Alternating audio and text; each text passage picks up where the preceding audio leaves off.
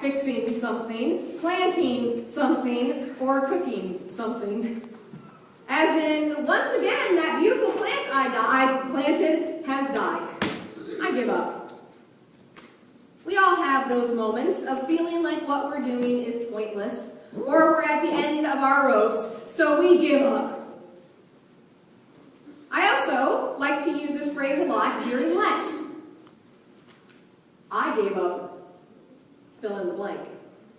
It's not so much a frustration, I give up, but it's a I can control myself, give up.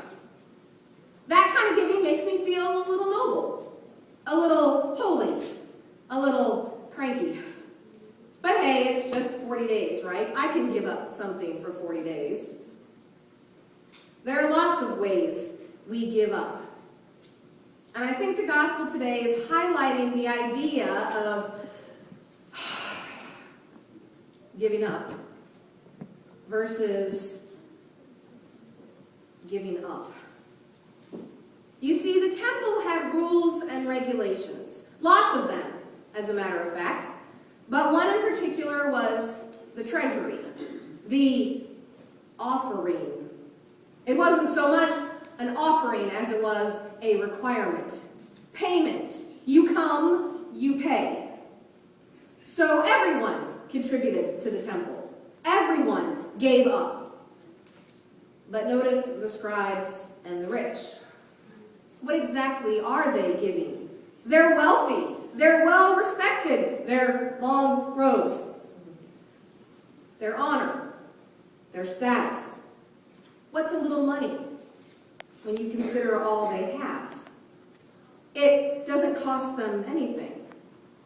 They'd rather show off than give up. They throw some money in and walk away.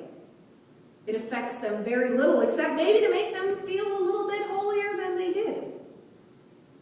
They give up nothing for God, or at least not a whole lot.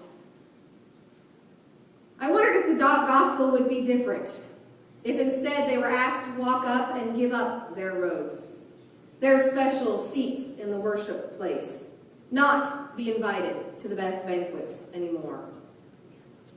Would they feel more like the widow who puts in all she has? What would they give up for one another or for God? You know, sometimes this gospel is used for a stewardship sermon. You can see how that would be effective, right? The woman gave her very last penny. Surely you can give more. But I think this gospel has nothing to do with money. I think it has to do with priorities. So I ask myself, and I ask all of you, what would you give up for one another and for God? Then followed up with, why aren't I giving that up? It's easy to make a few lists of things we do, like go to church, give offering, help charities, work in the community, and certainly we are called to do all those things, and it is good that we do all of those things. But we also have to examine our weakness. We all have times where we choose to withhold from God as well.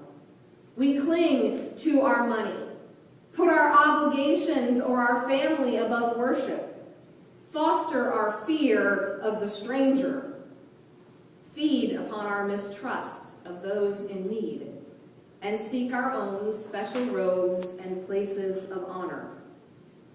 We live in a world that teaches us to look out for number one, to gain and to hold on to wealth, to trust few, to fear everything.